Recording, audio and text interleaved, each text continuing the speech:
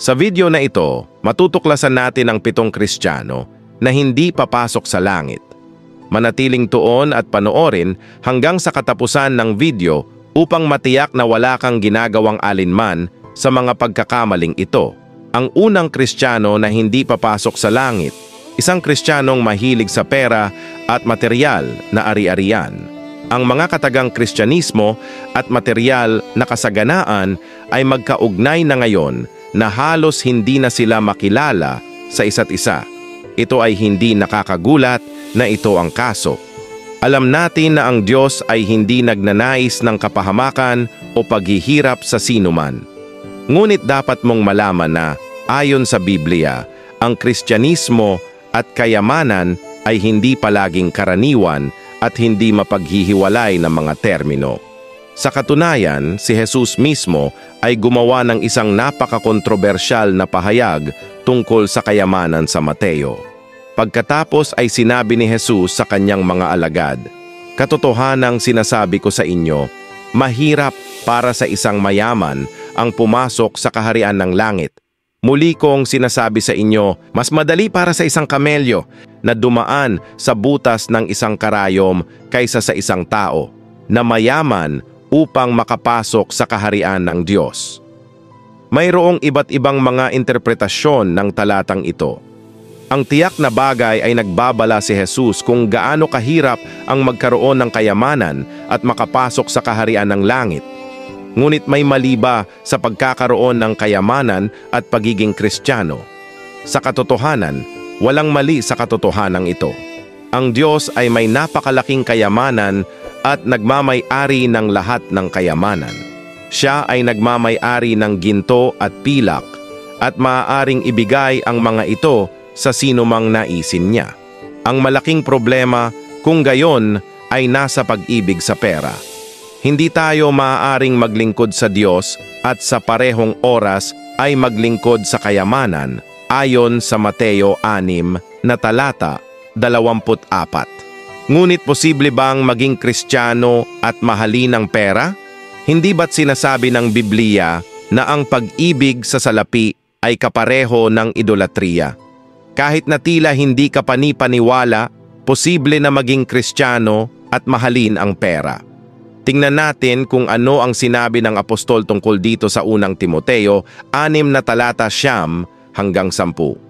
Ang mga nagnanais yumaman ay nahuhulog sa tukso at sa bitag, at sa maraming hangal at nakapipinsalang pagnanasa na naglulubog sa mga tao sa kapahamakan at pagkawasak. Ang pera ay ugat ng lahat ng uri ng kasamaan, mga kalungkutan.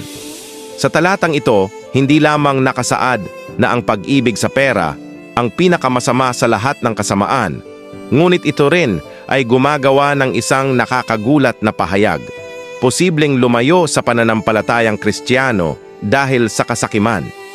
Ang talata ay malinaw na nagbabala tungkol sa pagkawasak na maaaring idulot ng pag-ibig sa pera. Ang salitang pagkasira ay hindi masyadong uso ngayon sa mga simbahan. Wala sa amin ang gustong marinig ito higit na hindi gaanong maranasan ito. Ngunit, sa kasamaang palad, walang sino man ang exempt mula sa karanasan nito kung sila magsisimulang maghabol ng pera. Ang malungkot na bahagi ng lahat ng ito ay ang ebanghelyong ipinangangaral ngayon ay, sa maraming pagkakataon, idolatroso. Ang mismong mga pinuno na dapat na gumabay sa mga tupa sa landas ng katotohanan at buhay na walang hanggan ay dinadala ito sa kanilang sarili sa pamamagitan ng maling pagkaunawang doktrina ng kaunlaran upang maghasik sa mga mananampalataya ng kasakiman at pagmamahal sa materyal na mga bagay. Maaaring nagtataka ka, paano dapat tingnan ng isang tunay na Kristiyano ang pera? Ang sagot ay medyo simple. Dapat nating makita ang pera sa parehong paraan na nakita ito ni Kristo. Isaalang-alang natin ang 3 talata lamang kung saan ipinahayag ni Kristo ang kanyang kalooban sa bagay na ito. Mateo 6 na taludtod 25. Huwag kayong mag-alala tungkol sa inyong buhay, kung ano ang inyong kakainin o iinumin, ni tungkol sa inyong katawan, kung ano ang inyong isusuot. Lucas 16:13. Hindi ka maaaring maglingkod sa Diyos at sa pera. Ang mga ito at sa maraming iba pang mga salita ni Jesus, ito ay ganap na malinaw, pera at material na kaunlaran ay hindi dapat maging sentro ng yugto sa ating buhay. Ang pangunahing dapat hanapin ng isang anak ng Diyos ay mapalugdan ang Ama sa pamamagitan ng pagmamahal at katarungan, batid na hindi sila iiwan ni pababayaan ng Ama. Ang tunay na anak ng Diyos ay hindi nag-aalala tungkol sa pagkakaroon ng kayamanan. Alam nila na ang Diyos ay maaaring magbigay nito kung kailan niya naisin ayon sa kanyang walang hanggan at sakdal na mga layunin kay Kristo Jesus. Ang pangalawang Kristiyano na hindi papasok sa langit, isang Kristiyanong hindi marunong magpatawad sa pagkakasala ng iba. Ito marahil ang pinakakaraniwang kasalanan sa mga Kristiyano ngayon at ang pinakamalubha ayon sa Biblia. Tingnan natin kung ano ang sinabi ni Jesus tungkol dito sa Mateo 6:14 at 15. Sapagkat kung patawarin ninyo ang mga tao sa kanilang mga kasalanan, patatawarin din kayo ng inyong Ama sa langit. Patawarin mo ang iyong mga kasalanan. Pansinin kung gaano kalakas si Jesus sa pahayag na iyon. Ngunit kung hindi ninyo patatawarin ang mga tao sa kanilang mga kasalanan, hindi rin patatawarin ng inyong Ama ang inyong mga kasalanan. Ang pagpapatawad ay ang diwa ng Ebanghelyo. Ang isang taong hindi nauunawaan kung gaano karaming mga kasalanan ang napatawad sa kanila ay hindi maaaring magpatawad sa mga nagkasala sa kanila. Araw-araw dapat tayong matutong magpatawad sa mga nakasakit sa atin at nagdudulot sa atin ng sakit. Ito ay tiyak na isa sa pinakamahirap at masakit na pagsasanay sa buhay Kristiyano, ngunit ito ay isang ganap na kinakailangan ehersisyo sa paghubog ng ating pagkatao. Kung ang ating Panginoong Hesukristo kahit nasugatan, sinampal, sinaktan, tinusok, hindi makatarungang inakusahan, at hinubaran sa publiko, ay masasabing, Ama, patawarin mo sila sapagkat hindi nila alam ang kanilang ginagawa. Bakit hindi gayon din ang ginagawa natin sa mga nakakasakit sa atin araw-araw sa hindi gaanong malubhang paraan? Isang bagay ang tiyak, kung hindi natin patatawarin ang mga nagkasala sa atin, hindi patatawarin ng Diyos ang ating mga kasalanan. At kung hindi patatawarin ng Diyos ang ating mga pagkakasala, hindi tayo makapapasok sa langit. Ang ikatlong Kristiyano na hindi papasok sa langit. Isang Kristiyanong higit na nagmamalasakit na kalulugod sa mundo kaysa sa Diyos. Tingnan natin kung ano ang sinasabi ng Santiago 4:4 tungkol dito. Mga mangangalunya at mga mangangalunya, hindi ba ninyo alam na ang pakikipagkaibigan sa sanlibutan ay pakikipag-away sa Diyos? Kung gayon, ang sinumang nagnanais na maging kaibigan ng sanlibutan ay nagiging kaaway ng Diyos. Ang talatang ito, siyempre, ay hindi nangangahulugan na hindi tayo maaaring magkaroon ng pakikipagkaibigan sa mundo o na hindi tayo makakapagbahagi paminsan-minsan sa mga hindi mananampalataya o sa mga hindi katulad ng ating pananampalataya. Si Jesus ay kaibigan ng maraming makasalanan at hinatulan pa nga dahil sa pagkain at pag-inom kasama ng mga makasalanan. Ang pinag-uusapan ng talatang ito ay ang pag-ibig sa mga makamundong pagpapahalaga kaysa sa mga pagpapahalagang Kristiyano at sinusubukang pasayahin ang makamundong sistema kaysa sa pagnanais na palugdan ang Diyos. Ang pambihira sa talatang ito ay ang pariralang maging kaaway ng Diyos. Ang liham ni Santiago ay para sa mga mananampalataya sa buong mundo, at ang babala muli ay posibleng maging Kristiyano at subukang pasayahin ang mundo ng higit pa sa Diyos mismo. Mga kapatid sa pananampalataya at kay Kristo, tiyakin natin na hindi hahayaan ng Diyos na makapasok sa langit ang sinuman sa kanyang mga kaaway. Ang sinumang nagnanais na maging kaibigan ng mundo at mahalin ang mga pagpapahalaga tulad ng kasinungalingan, pagkukunwari at kawalang katapatan ay malungkot na mapupunta sa labas ng kaharian ng langit. Ngunit ito ay maaaring muling magtaas ng tanong. Paano natin dapat tingnan ang mundo? Ang tunay na anak ng Diyos ay nakikita ang mundong ito bilang isang lugar ng pagdaan. Isang lugar kung saan tayo ay mga estranghero at naglalakbay lamang. At mula rito ay naghihintay din tayo ng isang tagapagligtas, ang Panginoong Hesukristo. Ngayon, habang totoo na hindi natin maiiwasan ang pakikipag-ugnayan sa mga tao sa mundong ito, hindi dapat pahintulutan ng isang anak ng Diyos ang mga makamundong pagpapahalaga. Bilang kasinungalingan, kababawan, at pagkukunwari upang hubugin ang kanilang paraan ng pag-iisip. Gaya ng iniutos ni Apostol na si Pablo sa Roma 12. At huwag kayong magsiayon sa sanglibutang ito, kundi magiba kayo sa pamamagitan ng pagbabago ng iyong pag-iisip upang mapatunayan mo kung ano ang mabuti at katanggap-tanggap at sakdal na kalooban ng Diyos. Dapat tayong mag-ingat. Araw-araw ay sisikapin ng mundo na ipataw sa atin ang mga pansamantalang halaga nito. Dapat nating linisin at baguhin ang ating isip sa pamamagitan ng gawain ng banal na espiritu at ng salita ng Diyos. Ang ika-4 na Kristiyano na hindi papasok sa kaharian ng langit, isang Kristiyanong nagkakasala, araw-araw hindi nagbabagong buhay. Alam natin na pinatawad ni Kristo ang lahat ng ating mga kasalanan sa krus at na walang kasalanan, kasalukuyan o hinaharap na hindi sakop ng mahalagang dugo ng kordero, ngunit ano ang mangyayari kung ang ating mga kilos ay ipagkaila ang dugong tumubos sa atin? Ito ang isa sa mga pinakaseryosong babala sa Biblia na nakatala sa liham sa mga Hebreo, Kabanata 10. Mga taludtod 26 hanggang 20 ay tingnan natin kung ano ang sinasabi nito. Kung sadyang tayo ay patuloy na magkasala, pagkatapos nating matanggap ang kaalaman ng katotohanan, wala nang natitira pang sakripisyo para sa mga kasalanan, kundi isang nakakatakot na pag-asam ng paghuhukom at ng nagngangalit na apoy na tutupok sa mga kaaway ng Diyos. Versikulo 29.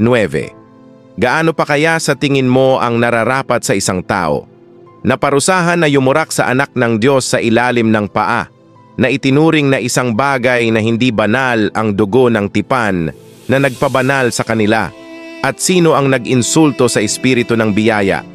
Ang babala ay ganap na malinaw at malakas. Isang tao na, pagkatapos na makilala si Kristo at linisin ng kanyang mahalagang dugo, ay nagpasyang magpatuloy sa kanilang lumang paraan ng pamumuhay, ay tuwirang nagsasabi sa kanilang mga aksyon na ang dugo ni Kristo na naglinis sa kanila ng kanilang kasalanan walang halaga. Naiintindihan mo ba ang bigat ng bagay na ito? Ngunit ang talagang seryoso sa isyung ito ay malinaw na nakasaad sa versikulo 27 na wala nang anumang sakripisyo para sa kanilang mga kasalanan. Si Kristo ay namatay ng isang beses para sa lahat upang patawarin ang lahat ng ating mga kasalanan. Ang sakripisyo ni Kristo ay hindi na mauulit. Kung itatanggi ng isang tao sa kanilang mga aksyon ang mahalagang halaga ng dugo ni Kristo, hindi sila basta-basta papasok sa langit. Paano dapat tingnan ng isang anak ng Diyos ang kasalanan? Ang kasalanan ay isang bagay na maaaring mangyari anumang sandali sa ating buhay. Talagang walang sino man ang hindi maliligtas sa pagkakasala at pagkakasala sa ating Ama.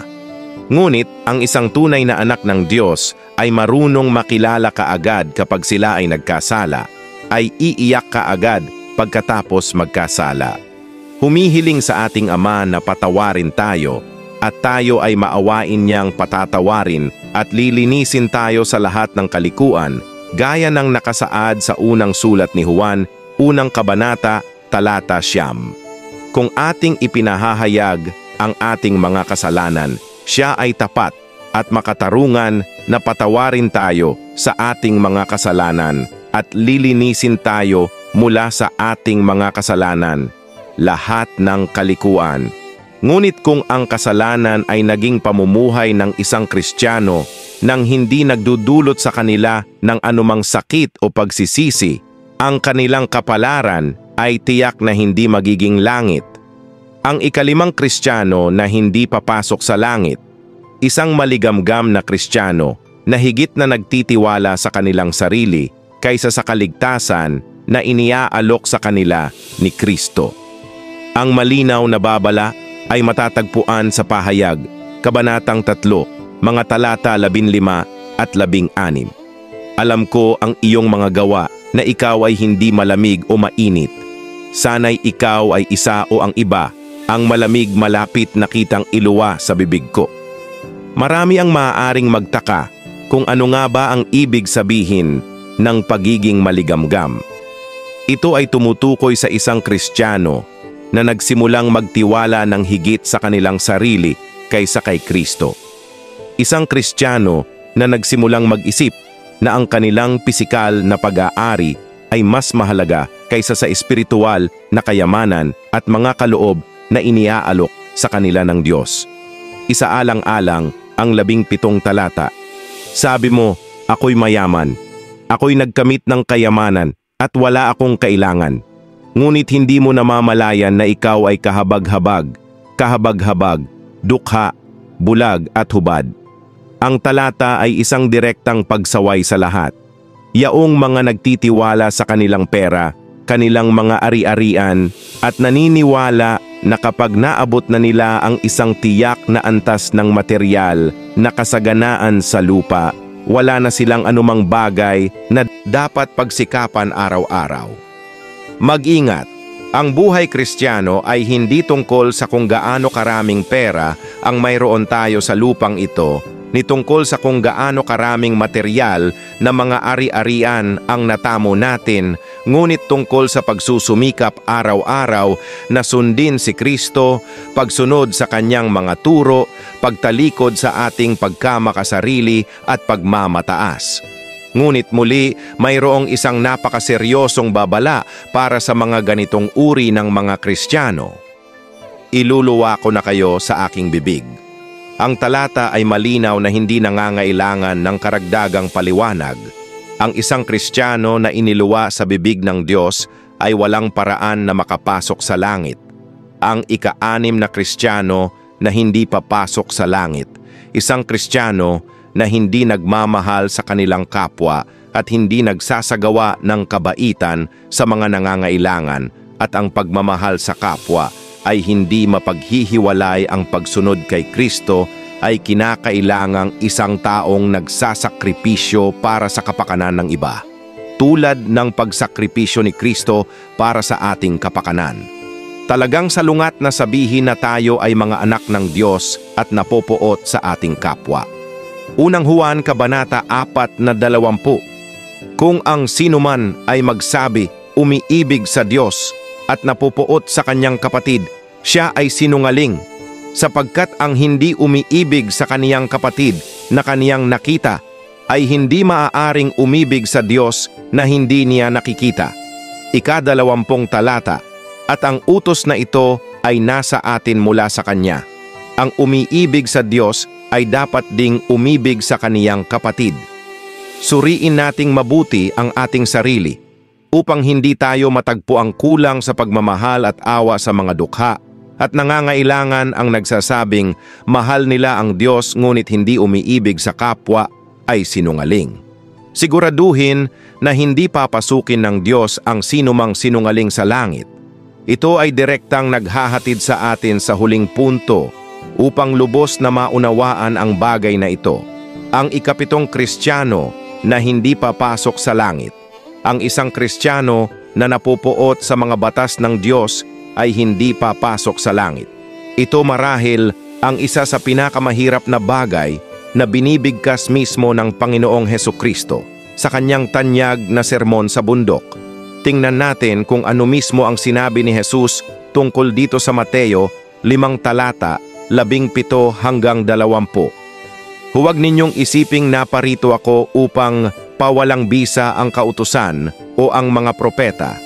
Hindi ako naparito upang pawalang bisa ang mga ito, kundi upang tuparin. Sabihin sa inyo, hanggang sa mawala ang langit at ang lupa, hindi lilipas ang isang lota, ni isang tuldok, hanggang sa maganap ang lahat. Siya rin ang tatawaging pinakamababa sa kaharian ng langit, kaharian ng langit. Ganap na malinaw ng talata ang tatlong bagay. Si Kristo ay hindi na parito upang pawalang bisa sirain o pawalang bisa ang kautusan. Ang batas ng Diyos ay ganap na may bisa kahit ngayon at ang ating katuwiran ay dapat na higit pa sa mga Pariseyo upang makapasok sa kaharian ng langit. Ngayon, alam natin na si Kristo ang ating katuwiran at tinupad niya ang kautusan upang tayo ay bigyang katwiran gaya ng nakasaad sa ikalawang mga taga-Korinto 5:21. Para sa atin ay ginawa niya siyang kasalanan na hindi nakakilala ng kasalanan upang sa kanya tayo ay maging katuwiran ng Diyos. Gayunpaman, hindi ito nangangahulugan sa anumang paraan na dapat nating kamuhian ang batas ng Diyos o hamakin ito. Si Kristo mismo ang nagsabi na ang sinumang magtuturo na huwag sumunod sa mga utos ng Diyos ay tatawaging pinakamababa sa kaharian ng langit. Ang sinumang nagnanais na sumalungat sa mga banal na batas na isinasagawa ang lahat ng ipinagbabawal ng batas ng Diyos tulad ng kawalang katarungan, pagsisinungaling at imoralidad ay hindi sa anumang paraan papasok sa kaharian ng langit bagay ng nakaraan. Maging lubhang maingat sa mga ganitong uri ng pagtuturo. Isaalang-alang natin ang babala na ibinigay ni Apostol Pablo sa lahat ng lumalabag sa kautusan ng Diyos sa una mga taga-Korinto 6 na talata 9 at 10. O hindi ba ninyo nalalaman na ang mga hindi matuwid ay hindi magmamana ng kaharian ng Diyos? Huwag kayong padaya ni ang sexual na imoralidad o mga sumasamba sa Diyos-Diyusan o mga mangangalunya o mga lalaking nagsasagawa ng homoseksualidad o mga magnanakaw o mga sakim o mga lasenggo o mga manlalait o mga manloloko ay hindi magmamana ng kaharian ng Diyos. Sa talatang ito, nasusulat na hindi tayo dapat magsinungaling, mangalunya, maging idolatroso o magnakaw. Ngunit maaaring marami ang nagtataka. Paano dapat tingnan ng isang Kristiyano ang batas ng Diyos? Ang kautusan ng Diyos ay maganda at ganap.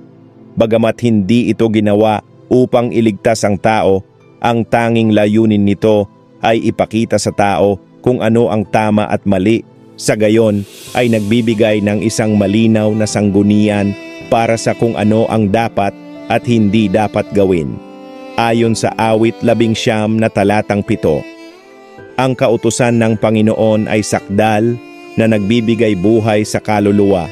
Ang mga palatuntunan ng Panginoon ay mapagkakatiwalaan na nagpaparunong sa musmos. Pagkatapos ay idinidikta nito kung paano tayo dapat kumilos sa mundong ito. Sa pag-ibig, ang batas ng Diyos ay buod sa pag-ibig, gaya ng sinabi mismo ni Apostol Pablo sa Galatia 5:14, sapagkat ang buong kautusan ay natupad sa pagsunod sa isang utos na ito. Ibigin ang iyong kapwa gaya ng iyong sarili.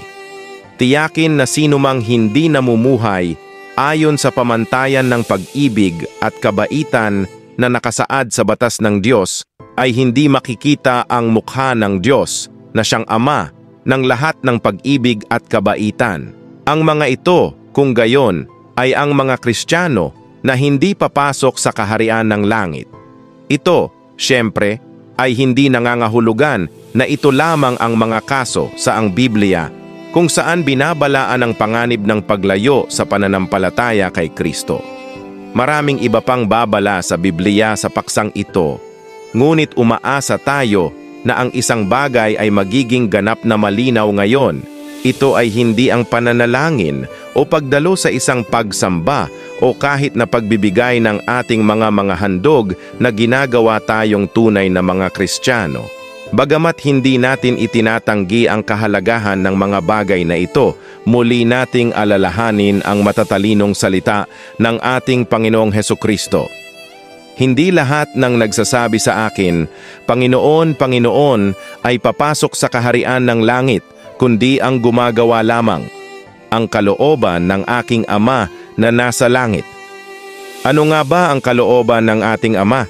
Na naniniwala tayo sa bugtong na anak ng Diyos at tapat na sundin ang kanyang halimbawa hanggang sa wakas. Ang tunay na pananampalataya ay hindi kailanman tatanggihan ang mga turo ng ating Panginoong Hesukristo. Iniutos niya sa atin sa Mateo 16 na talatang 24, Kung ang sino man ay gustong sumunod sa akin, tumanggi sa kanyang sarili at pasanin ang kanyang krus at sumunod sa akin. Ang isang tunay na Kristiyano na sumampalataya sa anak ng Diyos ay lalakad sa parehong paraan tulad ng paglakad ni Kristo sa mundong ito, ang pagsunod kay Kristo. Walang pag-ibig sa pera, walang kasakiman, pagpapatawad sa mga pagkakasala, kalugod-lugod sa Ama kaysa sa mundo, napupuot sa kasalanan at umiibig sa katuwiran, umiibig. At pagtulong sa mahihirap, ngunit higit sa lahat, ibinibigay ang kanilang buong pagtitiwala sa ating Ama. Sa ganitong paraan lamang tayo tatawaging mga tunay na tagasunod ni Jesus at hindi na dapat tumalikod na nahihiya sa araw na ang maluwalhating kaharian ng ating Panginoong Hesukristo ay mahayag. Ating alalahanin ang maluwalhating mga salita na nakatala sa unang Juan 2:6. Ang sinumang nag-aangking nabubuhay sa Kanya ay dapat lumakad tulad ng ginawa ni Jesus.